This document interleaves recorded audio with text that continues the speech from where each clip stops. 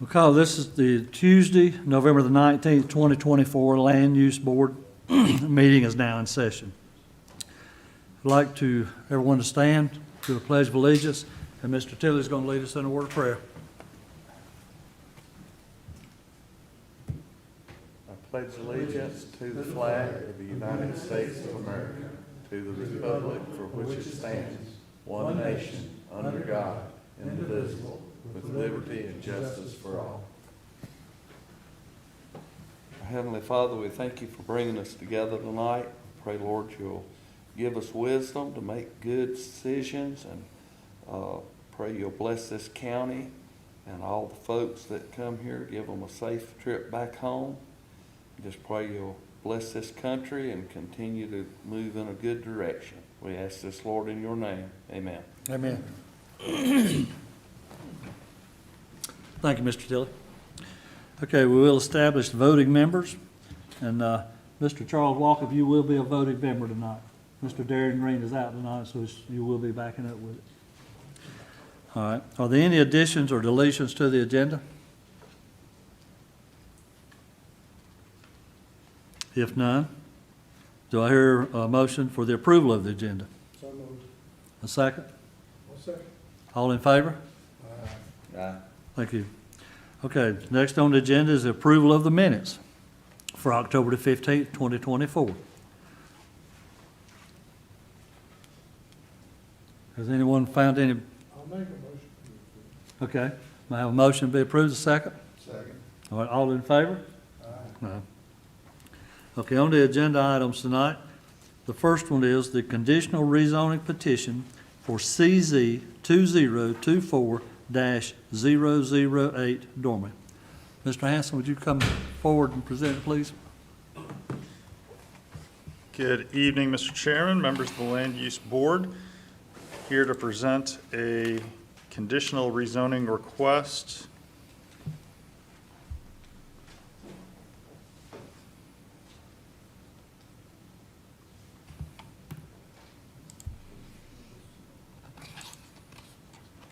Uh, 2024-CZ-008 called the Dormy rezoning. That's the applicant's company name. So this is a conditional rezoning for a 2.5 acre parcel off of Ray Road near the Coles. This is part of the overall large PUD, Planned Unit Development Zoning District that applies to that area. And so this isn't technically a rezoning, this already has the right zoning assigned to it, but the conditions for that overall zoning are such that any development, any implementation of it has to come to the board for approval. It's a little bit awkward, but over time the development has been implemented, and so that's. Do you want to talk about like the PUD zoning and why it's that way? Because I don't know that this board's ever sort of dealt with one of those. That might be helpful. Yes, it would be, please. Okay, so PUD stands for Planned Unit Development, and I will go to a vicinity map to show you the zoning. That'll help. So you see here, here's Tom Short, here's Ray Road. You see the 6 with the pink over all of it. That's the PUD zoning. So that applied to the overall development. Now there's sections within each of them. So you know, you had like commercial here, you had some commercial here. This was a large residential component, or I'm sorry, a large commercial component. It was originally a Walmart, then a Harris Teeter, and now it's currently still empty. You see the 6 back here as well because portions of Hunter Oaks were also part of this. They had a residential component as well. So this has largely been built out. There are a few remaining parcels here and here in particular. Back here is all floodplains, so they're really not developable. So this is the implementation of it that's been in existence for almost 20 years. So, If you don't mind, I'll add one little piece to that. So that PUD zoning was very complicated, and anytime plans were updated, you had to go back to the planning board to get an approval for those updated plans. When the new ordinance was written, because that PUD zoning was so complicated, we did away with it. The board, nobody liked it. The planning board didn't like it, staff didn't like it, board of commissioners didn't like it, so it went away. However, we had a legacy district out there, so you had to come up with a way to deal with changes and updated plans. So what made sense was just to use the conditional rezoning process, which is why it shows up as a conditional rezoning. So it was to use the process, but it's not really a rezoning. They're essentially just coming to you saying, these are the new plans, we're updating the plans to show the new building, essentially is what's happening. So I just wanted you to have that background and context to understand the PUD zoning and what it was and why you were seeing it, because I don't think any of you have ever seen one of these before. So actually, it's already zoned properly, they're just bringing the plans for their new development? Yes, sir. Okay, That's correct. And so you have conditions in here. We did go through the site plan review process. There was a little bit of a give and take. And this is proposed as medical office, but we asked whether they wanted the permitted uses on site to include all office uses, including medical office, because something you've seen come across is amendments to previous conditional rezonings. You can see that sometimes they can be a little inflexible. And so medical office is probably the most intensive type of office use. And so lesser uses were seen as appropriate and gives more flexibility. The applicant agreed. We thought it would make life easier for everyone. So that's the type of conditions that were included here. There's also a note in here about natural surface pedestrian trails that fall within a floodplain. You'll see that on the site plan. okay, so what you're saying is they're coming as a medical, and that's the stiffest part, but they can go anything less than that? That's right. Okay, So this is the site plan. Again, the existing Morningstar storage is back here, and this is Ray Road. The Kohl's is up here, and it's a 12,000 square foot office building.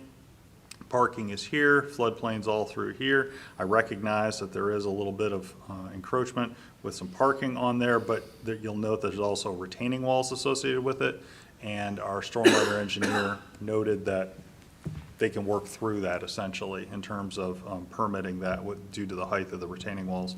I And, have a question about that. yeah, When you look at that, it basically appears the building parking lot is a part of the floodplain. yes. Is that true? As shown right here, yes. That is a All right, correct well, does statement. the retaining wall help preserve that?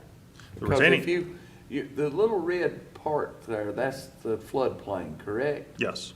Well, there's Well, two then of we're- them, but the one that matters is the one that's closer or farther from the property. There's a 500 year and a 100 year. Right. shown, correct? Yeah, Right. The 500 year is the one you see in the parking lot.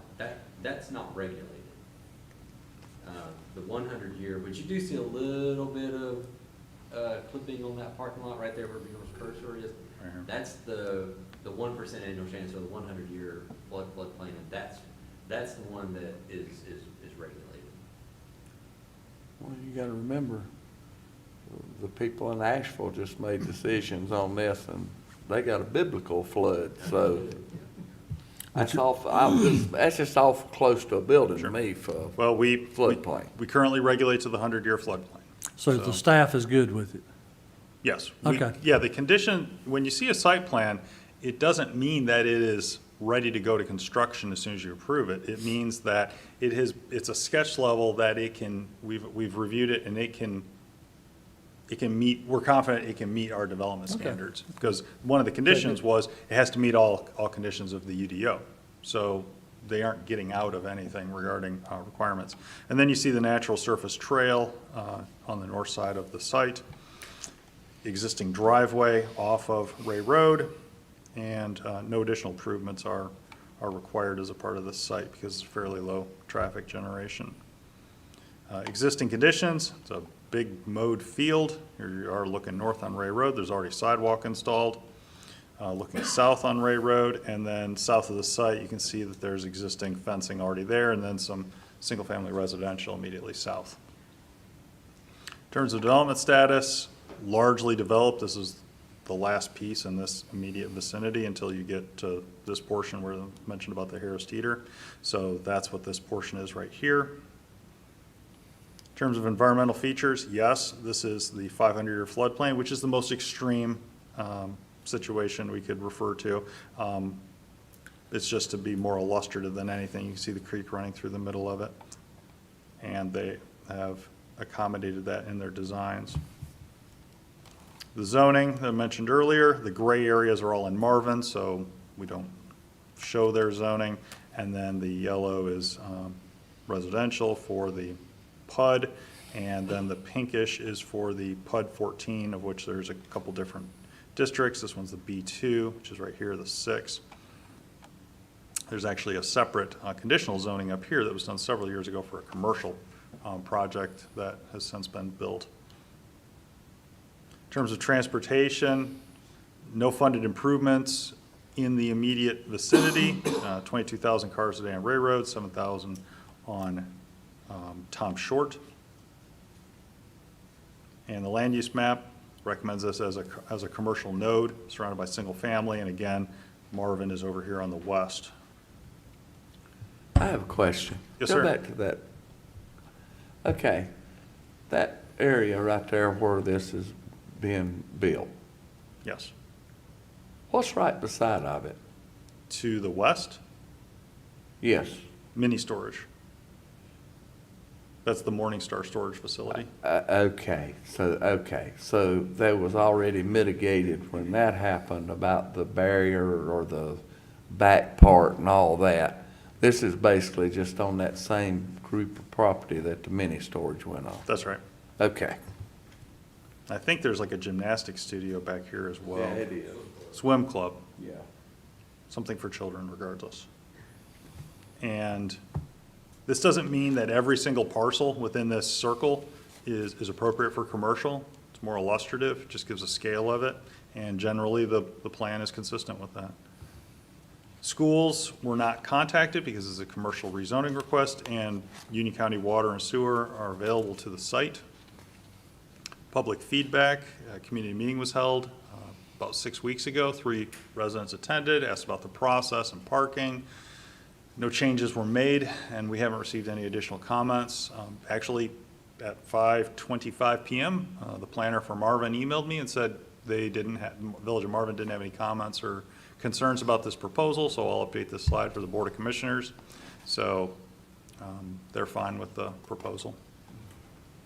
My have things have changed in the last 20-some years. 20-some years ago, this room would have been full. Well, this doesn't have a Walmart associated with it. Oh, it was anything that went there. So the staff report and recommendations, we always give the pluses and the minuses. The negatives are that it would increase impervious area next to a floodplain, which we acknowledge, and will add some traffic to the adjacent roads. However, this is consistent with the adopted plan for the area.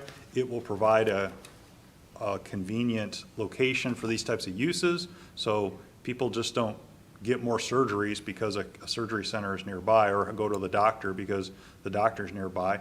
They have to go to the doctor. So this allows people to potentially travel shorter distances to go to the doctor. And they're going to share a driveway with additional commercial use, so that does reduce its impact on Ray Road. So therefore, we recommend approval. And it's here before you tonight for your consideration. And the development team is here, the representatives of the development team are here to present additional information and answer any questions that you may have. Okay, thank you, sir. Anyone have any questions? Okay, Mr. Well, my main concern would be it's negative, because there are houses there behind it, even though there's a wall there.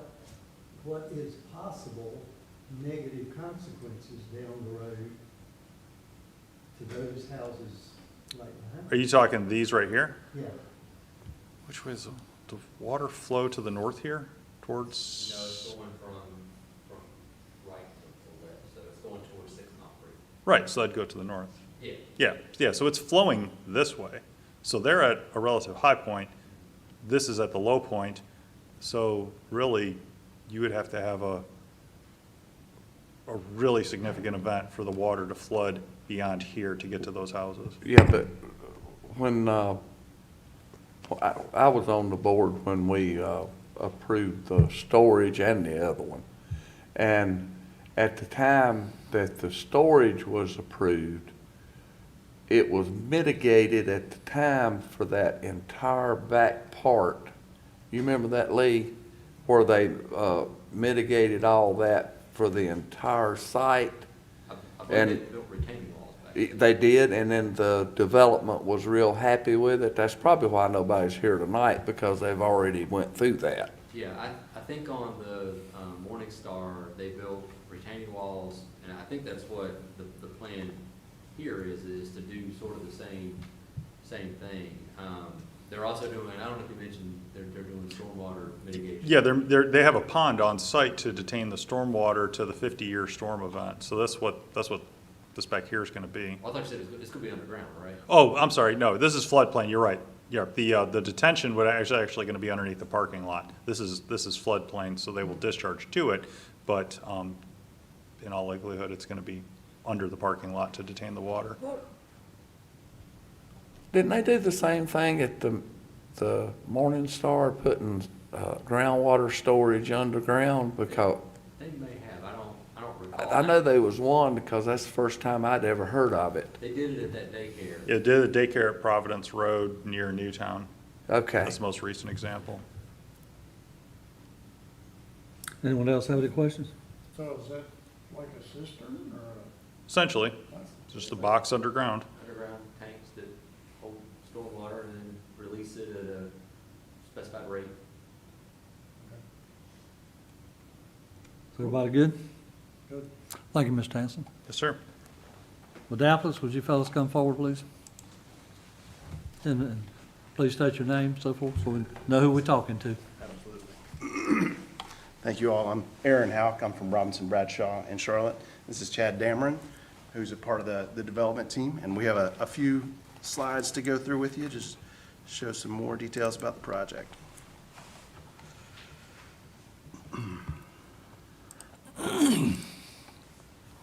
So there we are again. So again, I think you all know where the site is, but just another shot of that. It's near the intersection of Tom Short Road and Ray Road. Here it is. You know, the big white square you see there is the Morning Star mini storage that exists there. You can see the private road that provides access off of Ray Road, and you can go past that swim center and get up to Tom Short Road as well.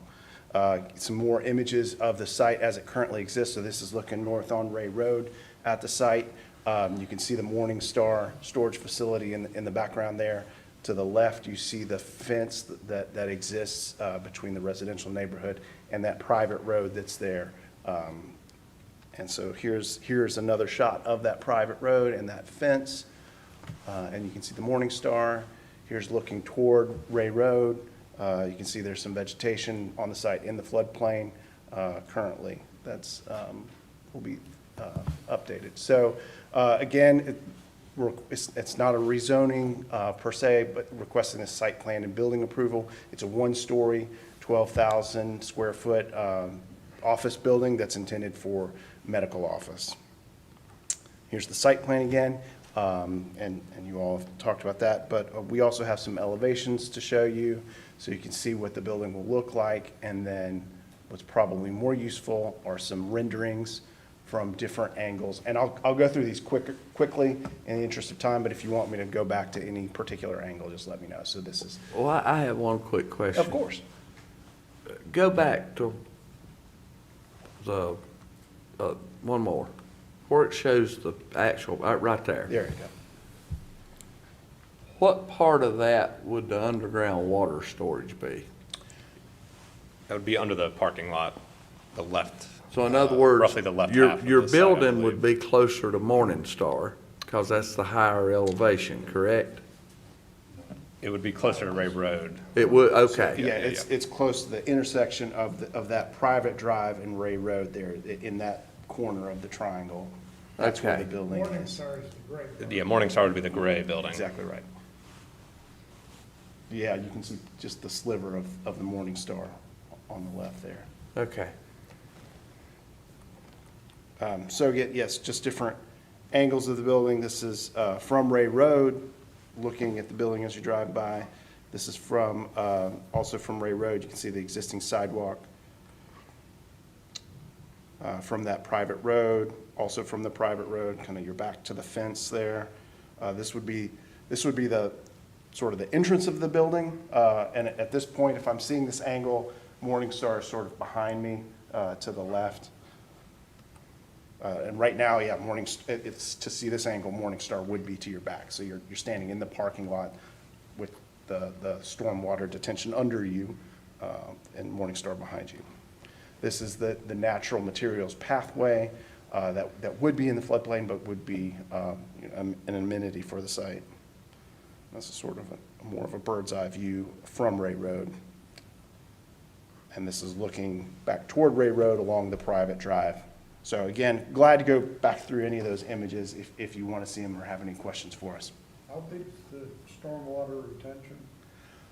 I don't know. The engineers are working with stormwater, Union County Stormwater, to figure out what's needed for those, to manage for those 50-year, 5-year and 10-year flood events.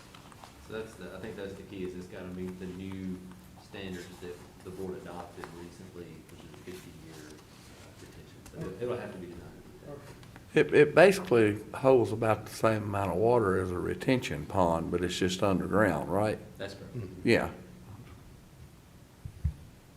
And yeah, it's hard to see on the slide, but in the right, there is a note that talks about stormwater detention. I'm glad to read it out loud to you if you want to hear it. But I'll spare you if you don't need the time. Does anyone else have any questions? Anyone? Everybody good? All right, thanks, sir. Thank you all We very much. appreciate your presentation. Of course, thank you so much.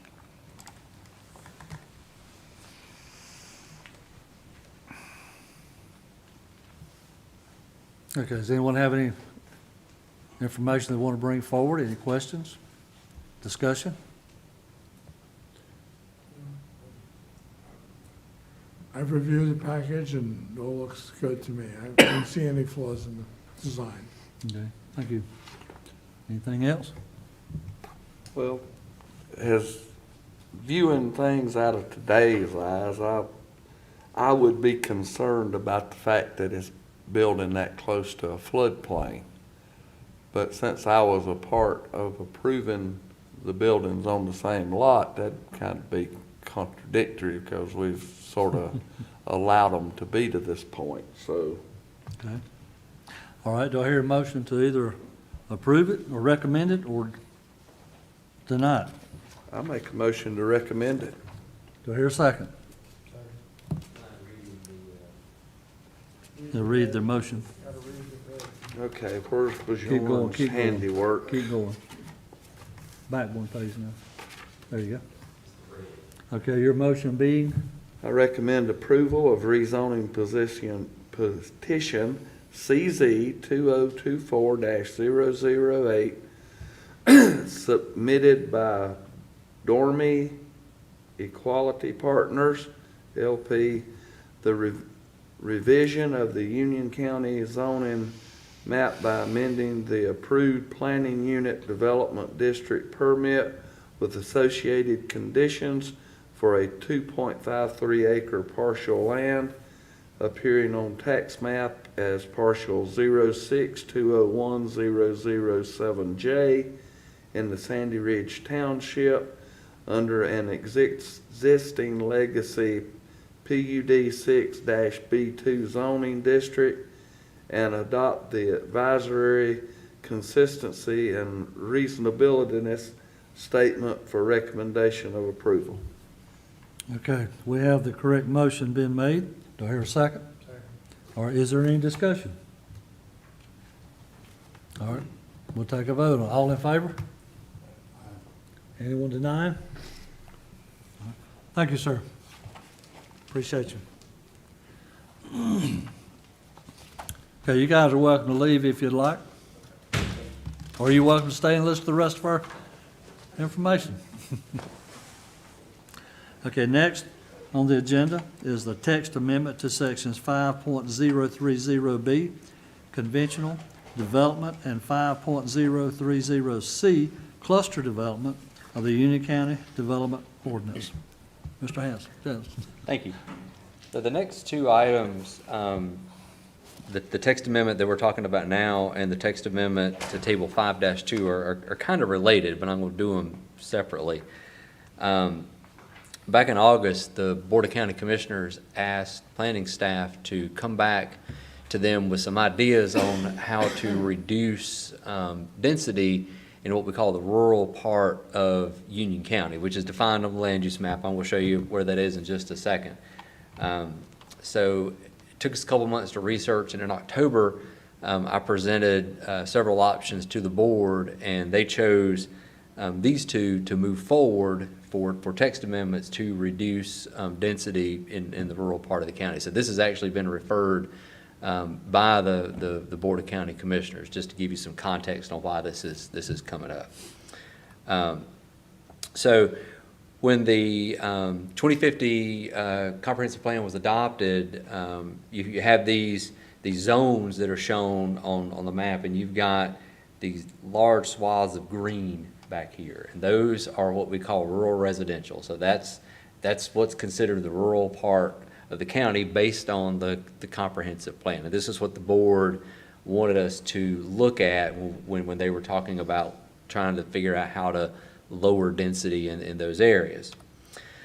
The first recommendation we gave them, well, actually this is the second recommendation we gave them.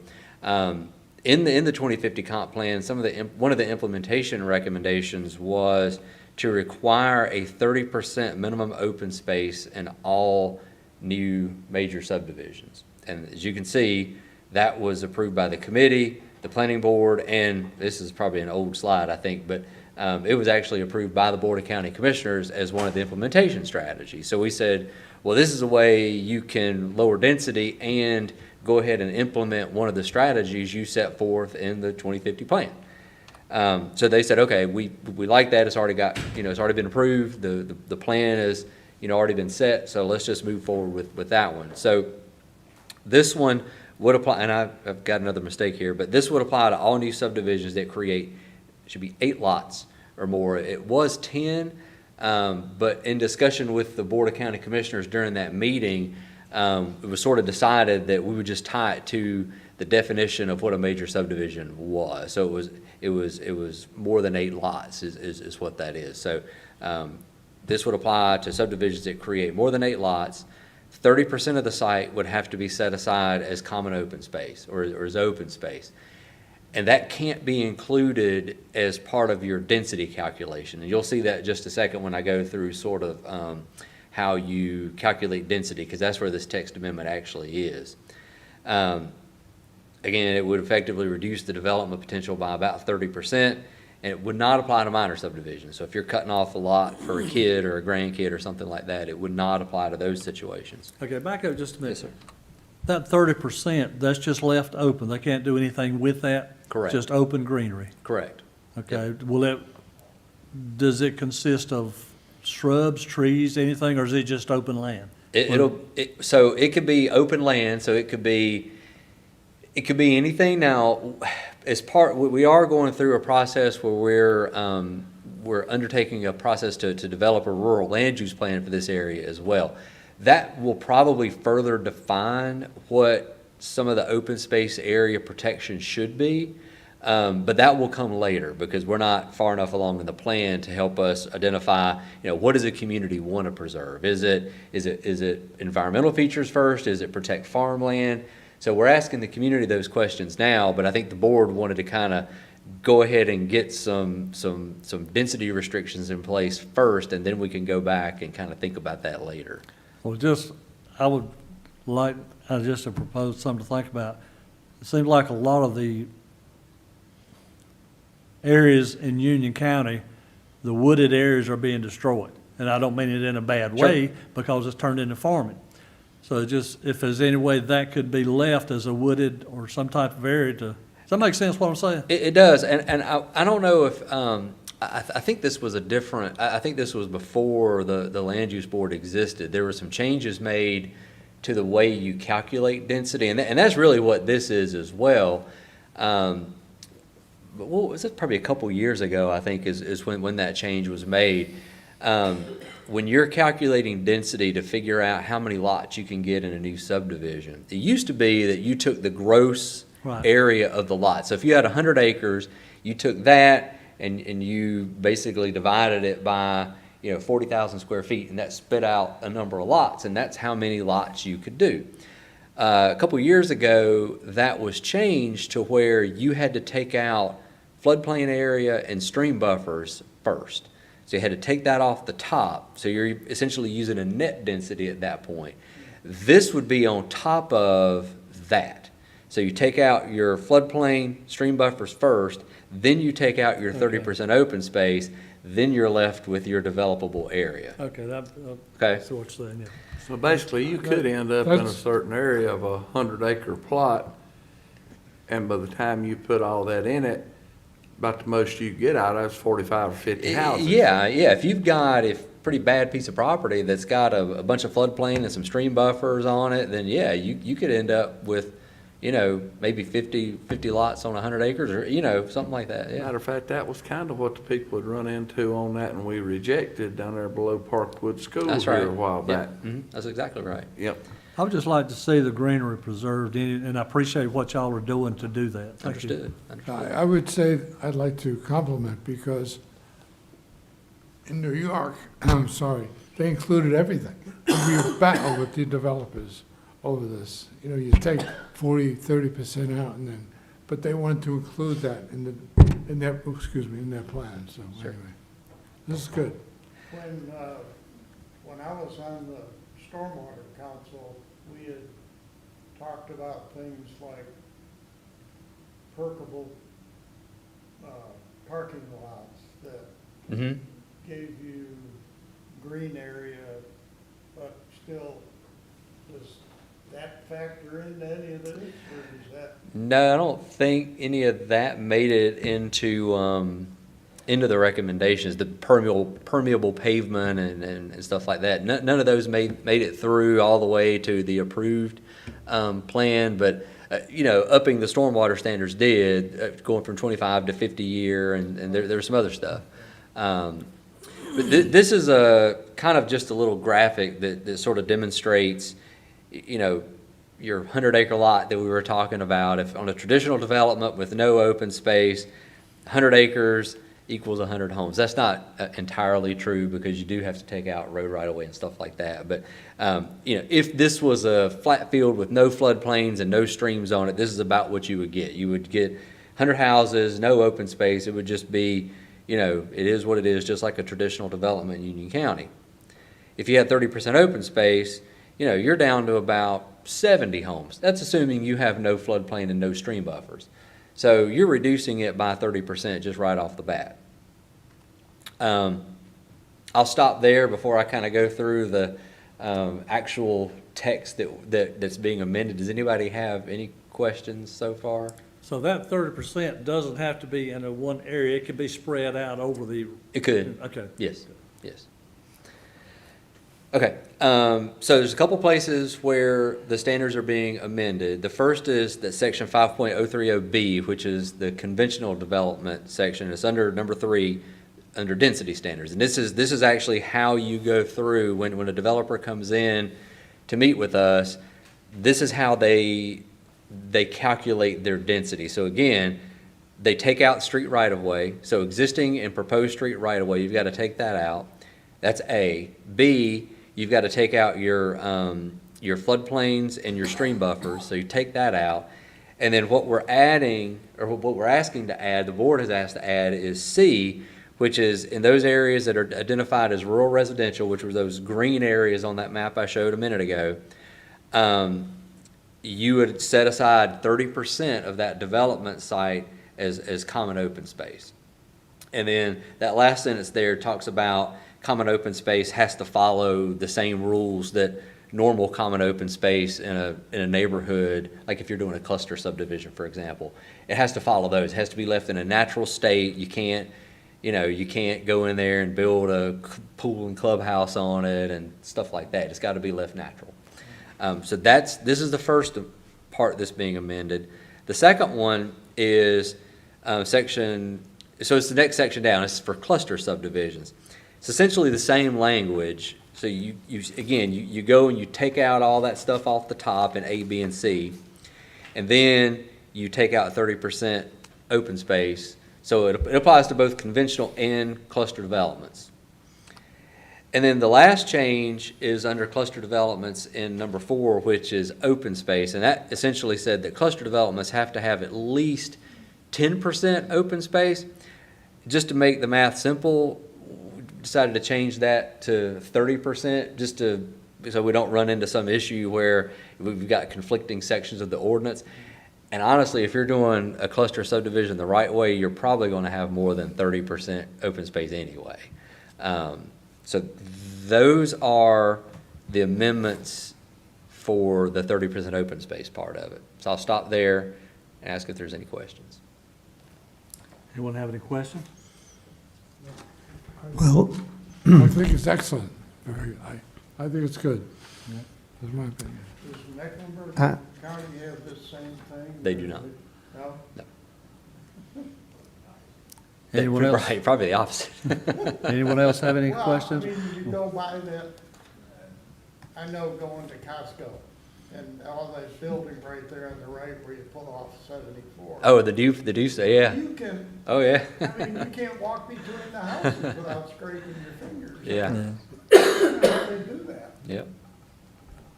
Anyone else have anything? I would like to offer some comments. Okay. Starting with, like has already been said, appreciate the effort y'all have put in to the request from the commissioners in doing this. And I did not really have enough time, the time I would like to have studied a little more. But what it seems to me like at this time is this all falls within what I would term a consumer mentality as opposed to a community mentality. And I'll say that because I grew up in a close-knit community on a farm. But my son grew up in Charlotte, and I saw one day what a difference that makes. It is the environment we grow up in that shapes us today. And what I've realized over the years is just like we see in the story of the Tower of Babel in Genesis, where they said, look what we can do. It's all about us. And today's mindset is about worshiping self rather than God. And so, again, what I realized, having grown up on a farm, farmers have to depend on God. They can only plant and reap. Whereas cities nurture self-centeredness.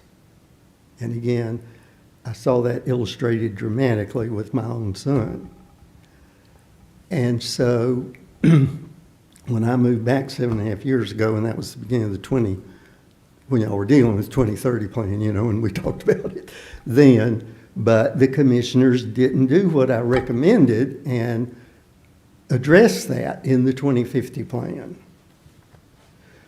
which my words to them then was, you start with the assumption government cannot dictate to a property owner what they can and can't do with their land. But what the government could do is provide all the resource, the information like soil and water and all of that, and say to particularly the large property owners in the parts of the county that are still primarily rural farm forest land, think now, plan now. What do you want to happen with your land when you're no longer in charge of it? If you have a sudden financial emergency and are forced to sell, don't wait till that happens. Plan out. So the county could, come up with a list of things to help property owners plan ahead for situations like that. And I believe that's something important the plan still should incorporate and address. Along with that, and again, to me, it is because we've got to be aware of how the environment in this county is shaping people. And I had given the commissioners this 16-year study done by American Farmland Trust from 2016. And their summary for the entire state at that point was the rate of conversion of rural farm forest land to urban is high, but the policy address was only moderate. In other words, it wasn't really being adequately. And at that point, the Union County statistics were of the 409,000 some acres total land in 2016, just slightly more than half of the total acreage was still rural farmland. Well, you know how much that's changed in the last 8 years. And so, to me, this is a critical point.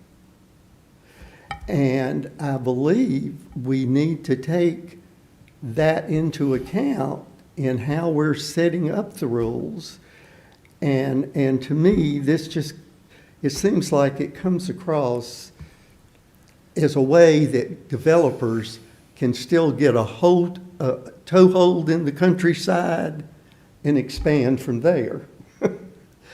And so I think, again, it's the difference between a consumer mindset we're working from and a community mindset. Now, when we bought a house in Charlotte and moved in '76 in Starmount, I found out then that when that community was built around 59, 60, 61, Life magazine did a feature on it because it, at the time, was the largest single development in the country by a single developer. And so I think this, what I'm calling a consumer mentality, is one that developers have. You know, let's build all these houses here so people have a selection and all that and all that. And I think what we need is to refocus all of this on a community-minded and preserving what we know. Because once land is urbanized, it can't be unurbanized. And so I think we're at a really critical point here. And we need to take that into account and not let this just gradual process go on. And I see this, for all the thoughtfulness behind it, as still being open, still opening the doors down the road. You know, steady erosion. Sure. And again, like with before when you were handing out the text amendments, and I said, you know, instead of having to rewrite stuff every time something new comes open, why don't we hold whoever's going to build a house, whether it's one person or whether it's a bunch of them, give them all the information the county knows about soil, water conditions, all that, and say, okay, just realize if you proceed, and here's where we need to change the rules, down the road, if that hurts your neighbors, you will be financially responsible. Because I've got a case I'd like to bring sometime as a testimony a mile up the road from me of how that played out. Anyway, I've talked too much. Okay.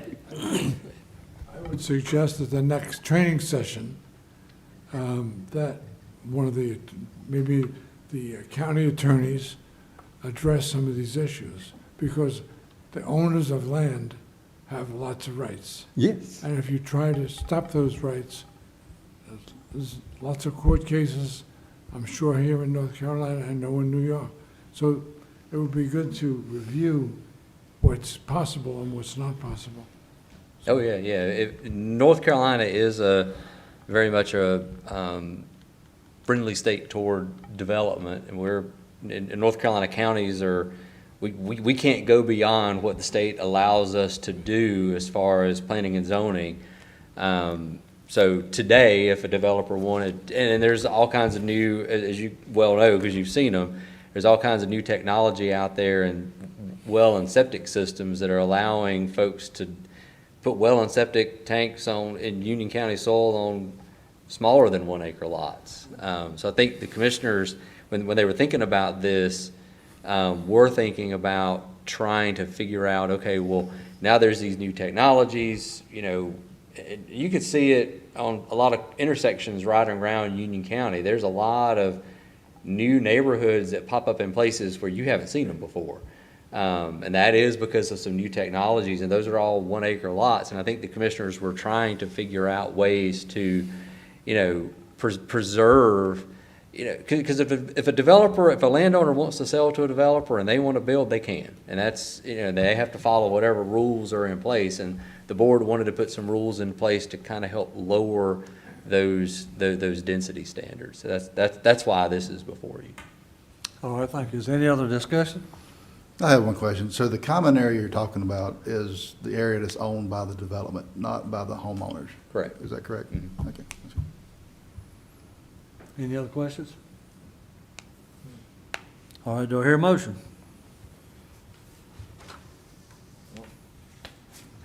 I would make a motion. Okay, we need to read Yeah, gotta read it. where it says on the recommended, the motion for recommended. And this one's real short. Yeah. Okay, I make a motion, we recommend approval of proposed text amendment TXT 2024-002 and adopt the advisory consistency and reasonableness statement for recommendation of approval. All right, do I hear a second? All right, any discussion?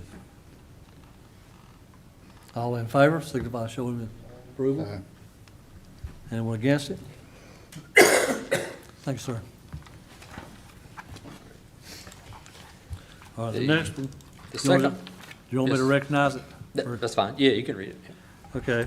The next one is the text amendment to Table 5-2, R District Lot and Building Regulations, Conventional Development, and 60.070 Lots and Access of the Union County Development Ordinance. Mr. Thank you. Jensen. This was the third proposal that we brought back to the board when they asked us to do some research on this.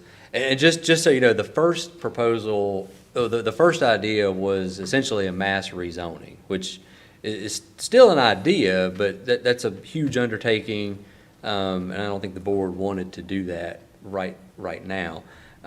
So this was the third option, and essentially what this would do, this gets at kind of two things. One, it gets at a public safety issue by spacing, requiring more frontage on roads that have higher speeds. So more lot frontage on roads that have higher speeds.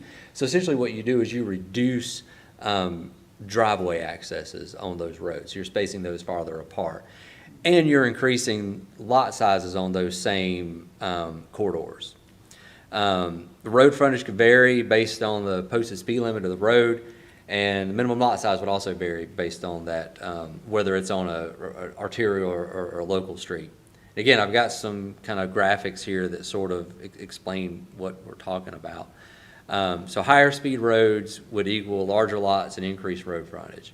So speed limit of 55, you would have a lot wider lot frontage, and the lot would be bigger. So you reduce the density and you reduce the driveway spacing. On smaller lots, you would have, on slower speed roads, have smaller lots and less road frontage. Now keep in mind, if the other amendment passed and it was a major subdivision, you would still have a 30% set aside of open space. But this would apply to every development. So this wouldn't just be minor or major subdivisions. This would apply to minor subdivisions as well. So on slower speed roads, we're 35 miles an hour. You have smaller lots. You could have more driveways, intersections, slower speed limits. So essentially these are like local streets, like subdivision streets, that are relatively low speed, and these would essentially follow whatever the base zoning is. So the First Amendment here is in Table 5-2, so this is where our district lot and building regulations come into play, and this is for conventional development. And the reason this amendment is here is just to make reference to the fact that when you read this table, this sort of sets out, you know, an R40 and RA40, your minimum lot sizes and your setbacks and your lot frontage width. So there's a note down here that number 5 that basically says that the lot sizes and widths listed in that table only apply to properties which don't have public road frontage or which have frontage on public roads which have speed limits less than 40 miles an hour. If a lot fronts on roads with 40 or greater, you have to refer to section 60.07083, which is next for additional requirements. So this just gives you notice that this table up here only applies in certain situations. If you're on a different road, then you have to go to another section. That's why this is in here. Well, I got a question on Yes, this. sir. Does this apply to anybody building a home? Yes. You'll see in a minute what those dimensions are. So I haven't gone over what those are yet. Well, I'm just saying, is there scenarios to where the property is lined up to where this wouldn't allow somebody to build them a home on their property? So if a house, if a lot exists today and this goes into effect, it can be built on because it was approved under a prior set of rules. So like for example, if you had, you know, an acre lot on 601 South that, you know, its speed limit is 55 miles an hour, and it was platted prior to this being approved, it would be considered a non-conforming lot. So it could still be built on. This would apply to new divisions of So property. in other words, if you owned 100 acres Yeah. and you was gonna give your son or daughter a piece of property, you'd They- have to, when you platted it out, you'd have to make sure it had the proper amount of road frontage. Correct. Yes, Okay. yes. All right. So this wouldn't take, if you've got a lot today that's vacant, this wouldn't take really any rights away from you. You could still build on that lot. You can still, you know, if you want to build a house on it, you can still do that. Now, you might not be able to subdivide it in the future to build another house. So depending on how big it was. Got a question. So you've got 100 acres with no road frontage. You've got a deeded 20-foot right-of-way. Has no effect on it, is that correct? No, sir. Has Thank no you. effect.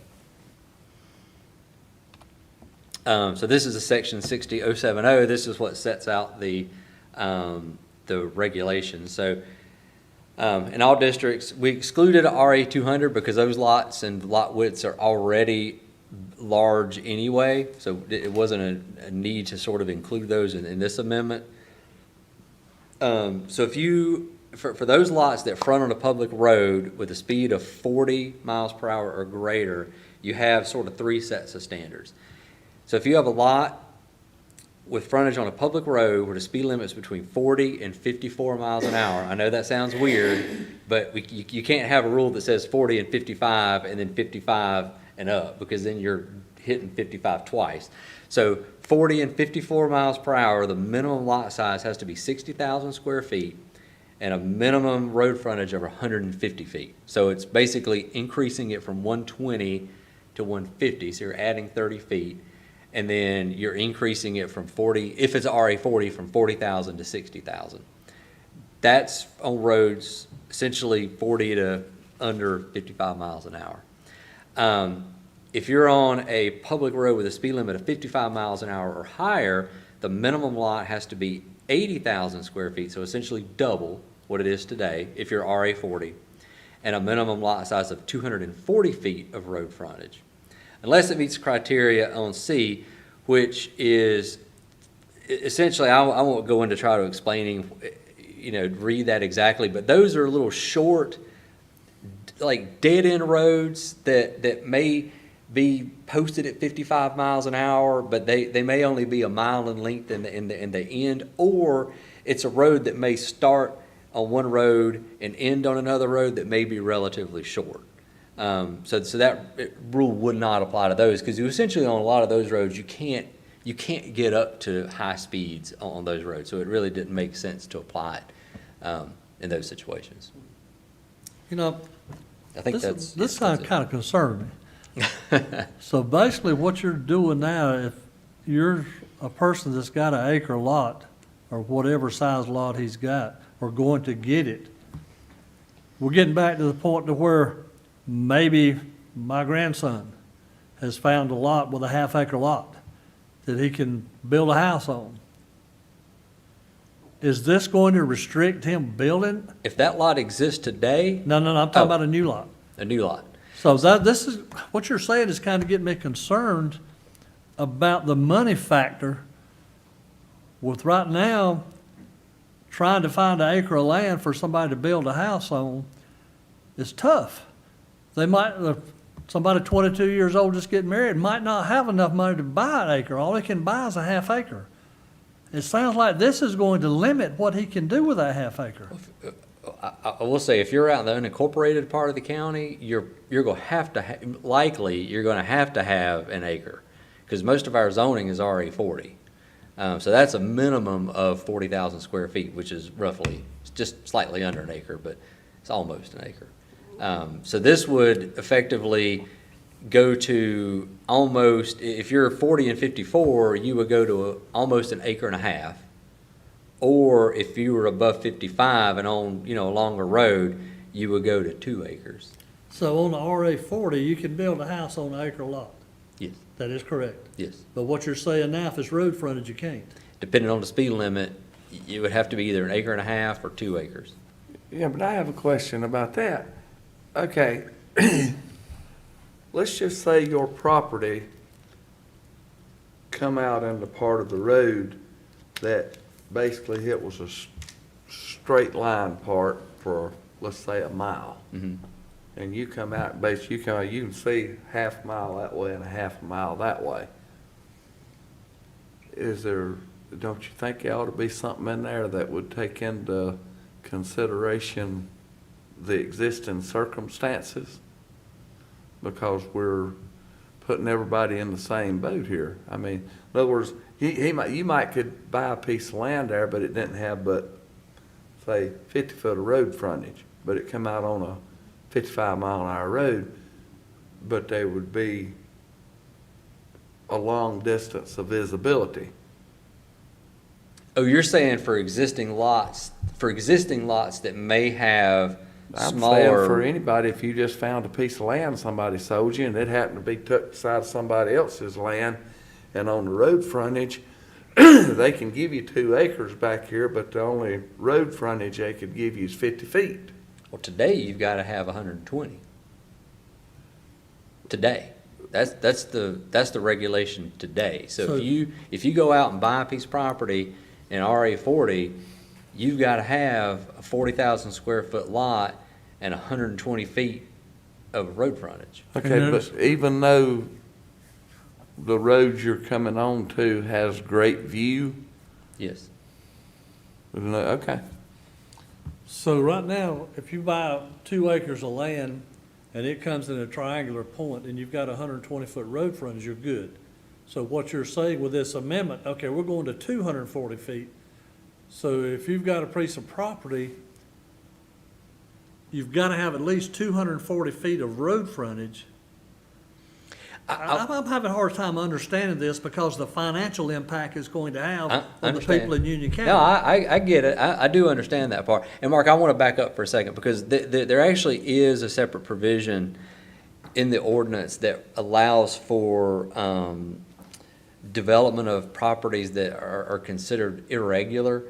So that's why I was asking about the existing lot. So if you have an existing lot that has some road frontage, and maybe it's a pretty large piece of property, and it's one of those, it's like a 10-acre lot it's real long and skinny. It goes back forever, but it just doesn't have a lot of road frontage.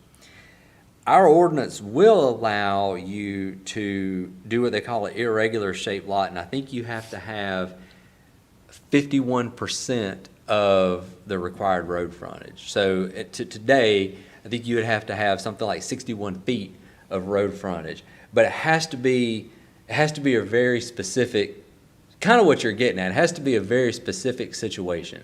It can't just, you can't use it to get more lots and say, well, I wanna do all these lots irregular and I've got 1,000 feet of road frontage. You can't use it in those scenarios.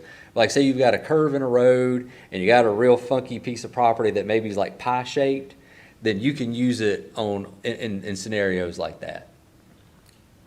But so now you're going to 240 feet instead of 120 feet. Right, so you could probably go, 121. I don't know, to me, this seems like it's just gonna put a financial impact on Yeah, the younger and- generation trying to get a piece of property to build a house. And that was something, again, these were, ones that the board picked out, but if you'll, I hate to point these things out, but, that is something that we thought about. If you look at those consistency statements, we did bring up, some thoughts about affordability, because there are some, that is an issue. I'm not It's a gonna big stand up here, issue. I'm not gonna stand up here and say it's not, because land is expensive. I would be fine with this if this was only about subdivisions and, issues like that. But I have a hard time with this when you're talking about an individual buying a piece of property to build a home on it. Yeah. Because there's just too many scenarios. Okay, what if you buy a piece of land that happens to be at the end of the road?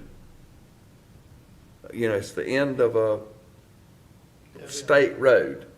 And you got 10 acres of land there, but you only got 30 feet of road front. And in North Carolina, any road that doesn't have a marked speed limit, the speed limit is 55. That's right. So if there's not a speed limit sign on that road for less than that, the speed limit on it, even though it's a dead end, is 55 mile an hour. And that's one of the reasons that C is in there, is because we know that's the case. If it's not marked as 55, but that's why C is in there. If you have shorter roads that you can't reach those speeds, such as dead end road. And the one that always pops in my head is J.J. Autry, which is off of Lansford. That's down your way. Well, now, wait a minute, you got to take into consideration, we're trying to get everybody an electric car right now, and you can't at that Well, that's true, they could. But J.J. Autry is a dead end road. It's not posted, so the speed limit on that road is 55. But these rules wouldn't apply in situations like that because of C. It's less than that length. I think this is gonna also put an impact on, say, my dad passes away, and he's got such and such amount of property, but I've got a brother and a sister, so the three of us are gonna split that land out and try to build a house. Then that's limiting that. That's right, yeah. I can't, The bad part I'm is having a gonna, hard time with but this. the bad part is, let's just say your dad had 40 acres, and there's 3 of you, and he divided it up equally. Well, y'all gonna have to sit there and hire somebody to figure out how to create a right-of-way to have one entrance and exit and driveways off of it in order to comply with this. I think there's gonna be more of a financial impact than what's being looked at here, especially for the seniors that are trying to deed their property out, and give it to their spouse, or their siblings Their and kids, whatnot. I've got a problem with it. I don't mean any No, disrespect, understood, yeah. but I've got a problem with it. Bjorn, I think Bjorn was. I just wanted to note that when we looked at the road network in the rural part of the county where this would apply, and we came up with the 1 mile for the dead end and the 2 mile for the connector roads, assuming the hypothetical you're developing in the middle of the road, just to average it out so it's the same mile of distance. Once you started subtracting those miles of roads out, what was left with the 55 mile an hour network really was your NC routes, your obviously 601, and your longer distance roads. And these two recommendations complement each other, because the first one is about you're developing a subdivision and you have some open space set aside as a part of it. Major subdivision, you're developing an internal road type of situation. This is addressing the stripping out of lots along the frontage of roads. And there is analysis that shows that when you have a cumulative increase of driveways, even if they're just single-family homes along a road, particularly a 55-mile-an-hour road, you can see a 20% increase in your crash rates along those roads. And so that's what this is about, is a incentive to subdivide on your lower speed roads. And if you're gonna make a larger development where you've accumulated a land with a lot of road frontage, that there's an incentive to have internal access to your roads as opposed to just stripping out along the existing ones. I understand what you're saying, but basically what you're doing, you're penalizing people. Say the road is 2.3 miles. Well, Rick, it's over 2 miles, so we've got to go back to the 2-mile standard. I think the landowners and they're being penalized on this. I can't go along with it. Well, another thing that everybody needs to think about. Right now, Union County has a very pro-farmer government and very pro-rural government. And without going into that, the dynamics is slowly changing. We need to think ahead and be very, very careful.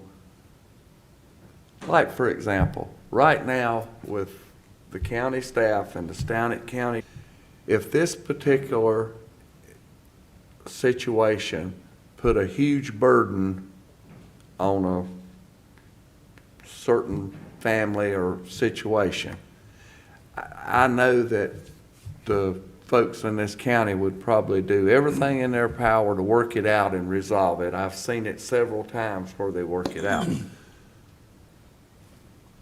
But we have to be careful in putting rules like this into place because we may not always have that luxury.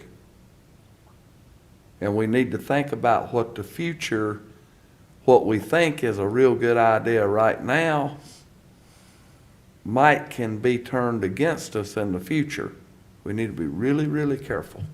And basically what you're saying is, I've got property, but I'm gonna be penalized because these people are having all these accidents. I ain't got nothing to do with it, but Rick, you're gonna be penalized for it. See what I'm saying? Sure. Okay. Any other discussion? Is there We got- an opportunity I think- to? Hold on just a minute, guys. We got two or three people talking at one time. Hold on a minute. Go ahead, Doug. Opportunity to lower the speed limit. That would require, I believe, the board asking or passing a resolution to ask DOT to lower that speed, right, Bjorn? That's correct. We don't have the authority to do that. We can only ask. I don't know, it depends on, And I'll be honest, we had a study conducted 6-7 years ago about this very topic and had speed studies done and compared the prevailing speed of the cars compared to the speed limit and used what's called the 85th percentile speed. And these numbers track very well. So they're in the rural parts of the county, there's not a lot of justification to lower speed limits because that's what the cars are driving. All right. Lee, I think has there- Charles said, yeah. Okay. Deon, Mr. Charles, go ahead. You were next. Let me set this aside for just a second. I want to ask you something. 4 or 5 years ago, what were the rules in effect then in this regard? Same as they are now. So an RA 40, if you're on any. For a 55-mile zone? Yeah, yeah. We had no really designation for speed. So if you're zoned RA 40, no matter what road you're on, you could do 40,000 square foot lot with 120 feet of road frontage. And that's what it is today, and gosh, that's probably been the rule since sometime in the 80s, I would think. I think that answers my question, because again, a mile up the road, same family and 3 others I mentioned. Pinnacle built 4 houses, and they were the R40, 0.91 acres, But the way they got around this was they had an entrance down here at this end, and then a driveway in front of them and come out up there. So that was how they got around that. Yeah, a lot of times, I think I know where you're talking, that's on 200, isn't it? It- Yeah. It was my best friend Frankie Simpson's, where his one house and the other matter, which sometime later I want to get into more and provide their witness, is, and Pinnacle would not accept any responsibility.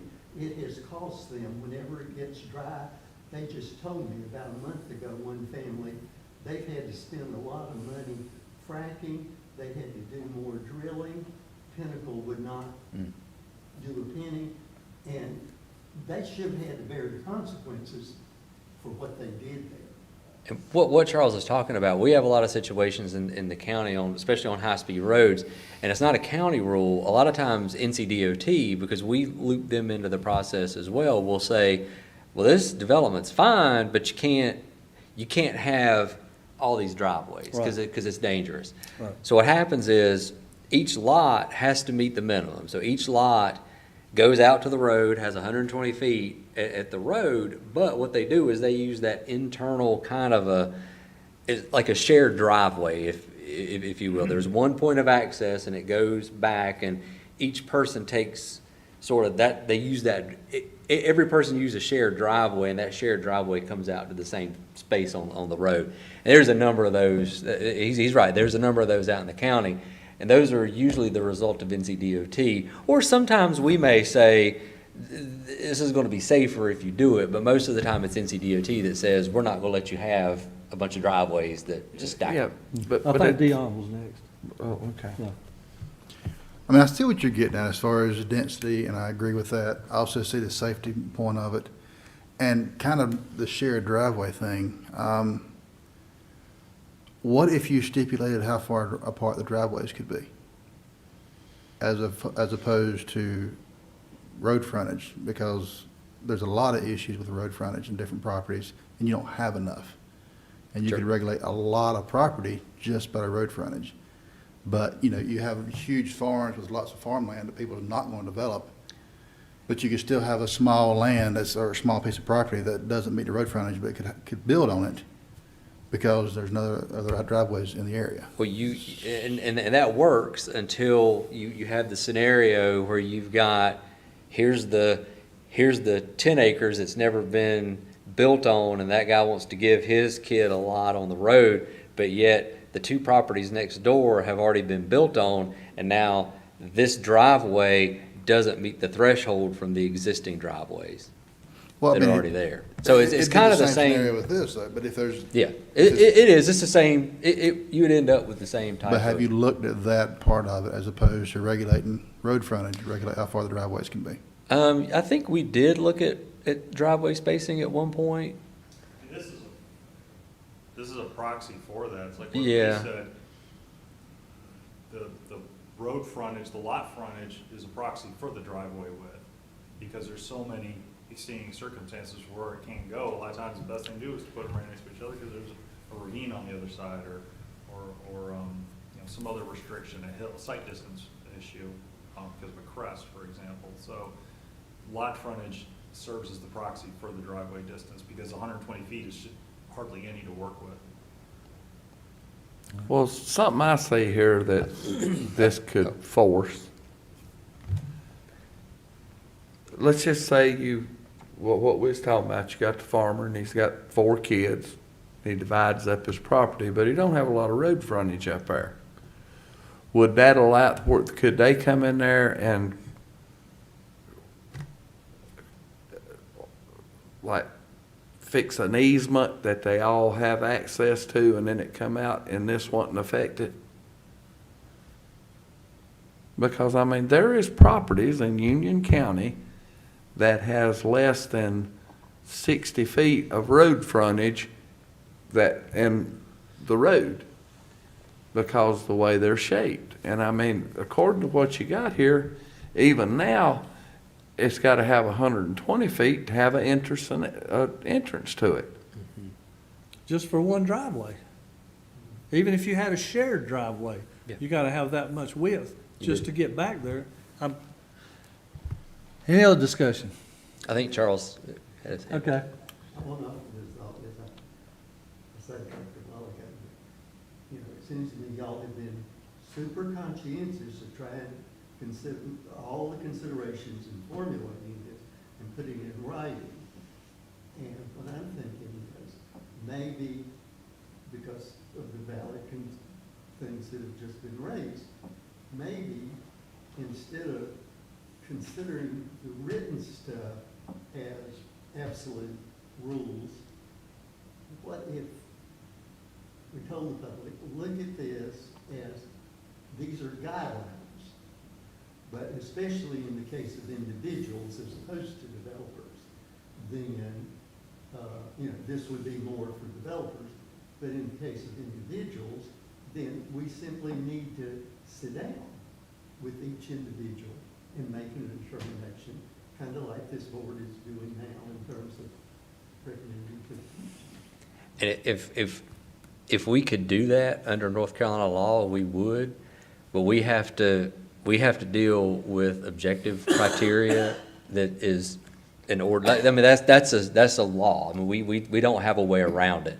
So we have to have objective criteria that we can point to, like a definite number, as opposed to saying, well, in your certain situation, it's, well, you could do this, but the guy down the street can do something else. We can't, on a staff level, we can't deal in stuff like that. The state statutes don't allow us to do that. Well, what does North Carolina law say on this? Changed.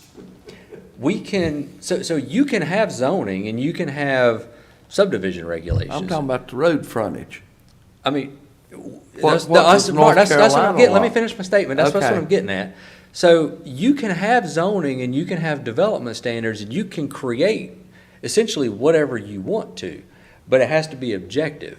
And that's what this is. And that's what we have now is objective as well. I mean, it's a 40,000 square foot lot, 120 feet of lot width. That's objective criteria because it tells me a definite minimum number. This does too. But I was essentially answering Charles's question. The current state law, I get what you're saying, and it'd be great if we could do that, but unfortunately we can't. The only board that can deal with subjectivity is when you sit as a board of adjustment and you're deciding on a special use permit or a variance request, because then you can get into subjective criteria. We're not allowed to do that on staff level. Okay, well then, can that be somehow part of this whole process?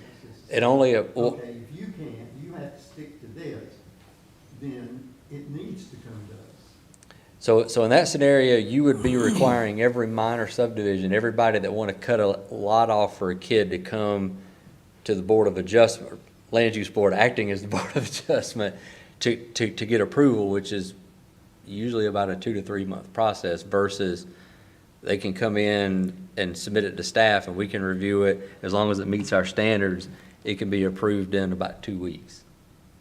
But then if that doesn't, according to, you know, the concerns expressed here, then we better send them here, at least until maybe we can need to get the state statute changed. And I wish you would send me a copy of exactly what it is so Sure. I can. I mean, you could, I mean, that would be requiring subdivisions to be a special use permit essentially. I have a question. All right, let's just say right now, somebody give their kid a lot, and the lot they give them is not 120 feet road frontage.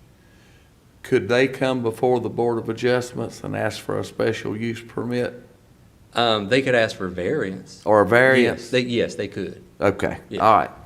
Okay.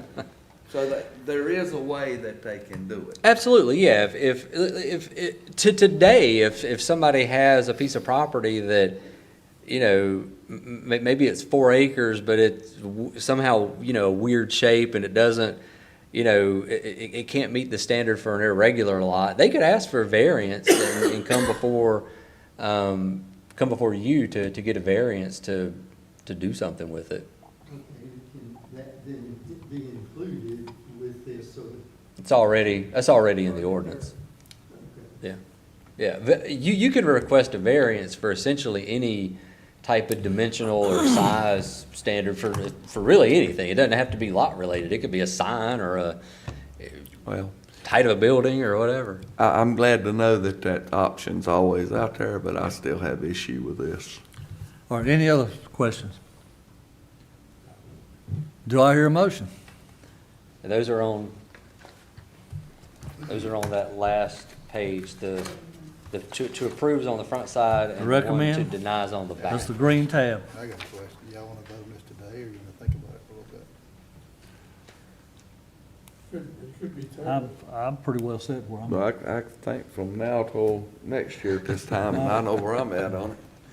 Anyone want to make a motion? I make a motion to recommend denial. Do I hear a second? You mind reading the? You gotta There's read- one you for gotta denial. read- There's oh. one for You denial. have to in there, read too. this one. Oh, okay, I'm Yeah. sorry. Denial, yes. I recommend denial of text amendment TXT 2024-003 and adopt the advisory consistency and reasonableness statement for recommendation of denial. Do I hear a second? I'll second. Any discussion? The thing that's got me concerned is the speed limit and how it's handled. I'm really concerned about this. Sure, no, I understand. And I could understand this in a subdevelopment, but as far as out in rural country, with my grandson, y'all's grandson, trying to get the financial ability just to do something right now is terrible. So that is my reason for seconding the motion, is just because of the way it's written. Does Sure. that make sense? Yeah, no, I understand that. Yes, sir. Okay. Mhm. Any other discussion? But there is a way around it. There is. There but- is right now today.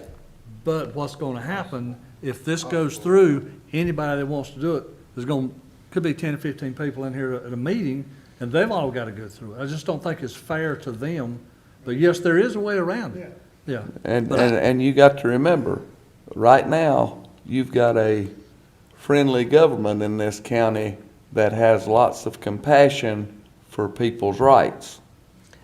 You're not guaranteed that forever. Rick, what I think I hear you saying, and maybe Mark, you too, and if the motion passes, I think what I hear you saying, and what we'll report to the board if it does pass, is that maybe there is something that needs to be done, but this isn't the way to do it, and maybe it needs to go back and be looked at in more detail. Absolutely. I'll agree with you. I would be 100% on board with this if it totally applied to developments, Gotcha. commercial developments, or as housing or whatever. Subdivision, yeah. I'll agree with you. But when it comes down to the family owning a piece of property and wanting to break it up for other family members, I'm totally against it. All right. Any other discussion? All right. All in favor of the recommend denial of the motion that Mark made, please signify by a show of your hand. Any opposed to it? Sorry. No, that's fine. We're just concerned about what's can happen in the future. I understand, you're doing But your job. I'll agree with That- you 100% to go back to them and rework it to where maybe it could be done in subdivisions. I'll agree 100% Sure. with that. Yeah, well, I'll report that to the Board of Commissioners. And I don't know if you're able to do it with just like a subdivision. I don't know how the state law does it, but I am quite sure there's a different way that this could be worded to make it more appetizing for people. More user friendly. Yes. I think, if it was reworded, so like you say, it was clear it applied to commercial interests, to developers, but it did not to, Rural farmland or rural, individuals and, yeah.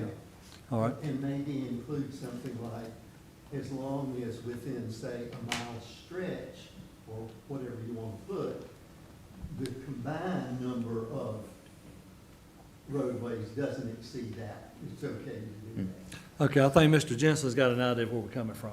and I respect your opinion for thinking about what we're thinking about. Yes, sir. Because we mean no disrespect to anybody, we're just looking out for the family futures is what we're looking Now, I at. will add this, the farms in the Union County that grow houses instead of corn, I'm not counting them.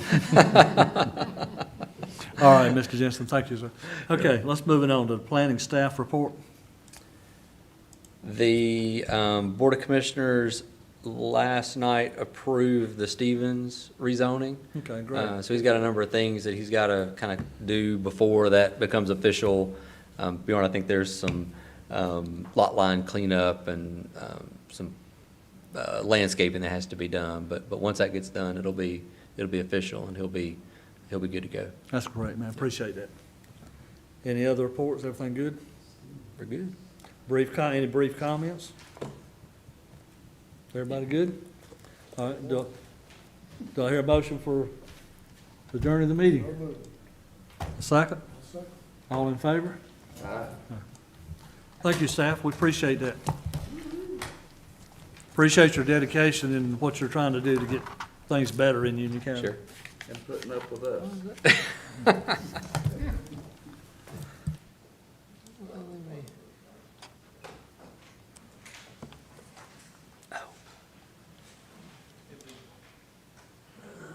Hang on one second.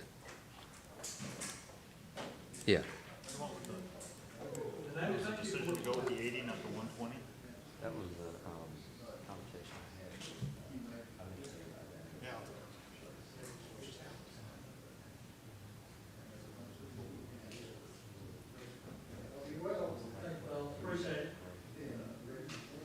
So he brought 120.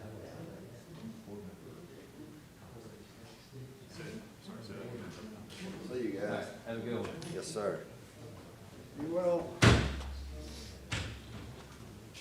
What did you say you were doing, meeting? Yeah, we're getting sort of out, yes, sir. Which is what we had initially.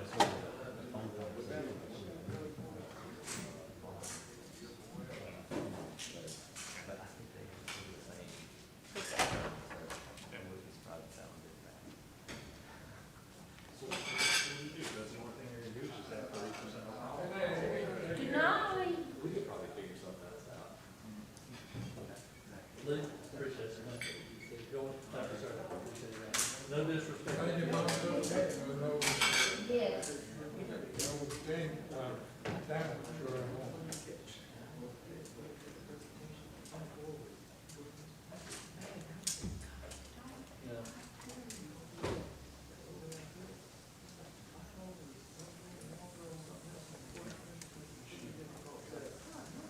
It's just about a well working. Yeah, absolutely.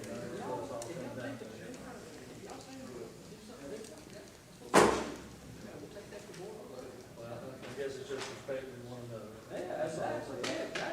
I appreciate it. Again, appreciate it. Yes, sir. Amy, thank you. Oh, happy Thanksgiving. Are we gonna have a Thanksgiving? Amy, have you got a picture for us to have a Thanksgiving meal? You need some help with those? Bjorn's gonna help me. He's this young man stuff, man. And they decided the same. Yeah, I heard that. That's more important. It'll be all right. See you guys. You won't get to watch wax on He versus the world. said that they were voting on it this Monday. No, Bjorn. I don't know. Bjorn. Oh. I don't think they're real receptive to that new road part that I people. asked him why. I don't know. He said, There's a couple different ways to look at it.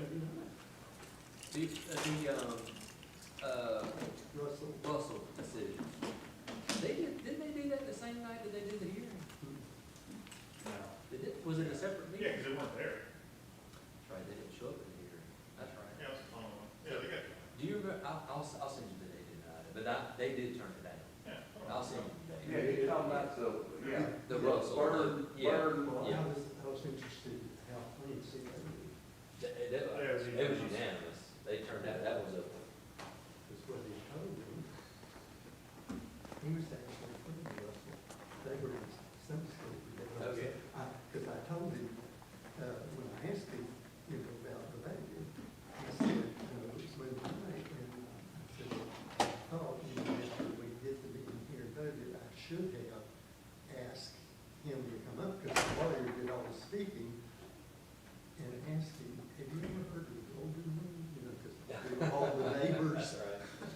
that's when he told me he was actually free with it, so he voted against it. Yeah, no, they turned it down. I'll get you the date that they actually did. Yeah, it that. was unanimous. I know they did, and it was.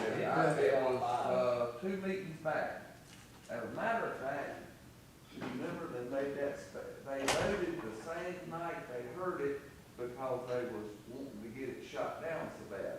Like, for example, Stevens, they said it one meeting and then voted this meeting.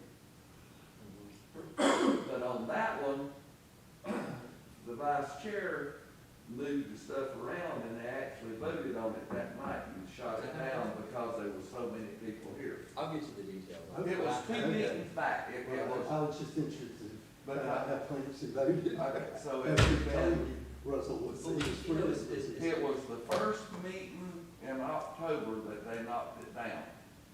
Because the second meeting, how many meetings has it been so far this month, 1 or 2? Two. But last night was the second. Okay, then it was the second meeting in October. Okay. That was the night they asked us to, that was the night I presented the stuff about, the ideas about low density. That's what they asked us to, yeah. It's funny, 'cause once you've done this for a while, you can tell, well, actually, well, I've been doing it so long that usually when somebody comes in the office and they say, I want to do something, and it's a rezoning, I don't ever tell people this, because I don't have a crystal ball, I don't know what the board's gonna do. But I can pretty much sit there with about 90% accuracy and say, I can, like, shit, you barking up the wrong tree, the board ain't gonna go for that. Or, oh yeah, this is a good idea. But, and once you sit in the audience and you listen to the line of questioning, you tell real quick, oh, this is going down in flames, or they're okay with it. Look, just like this, like what we shot down a while ago. That was designed with the best intentions of what they wanted to It's do. got unintended consequences. But it's got Yeah. unintended consequences that, And I'll show you. because we've got the best group for anti-development we've ever had. I gotta turn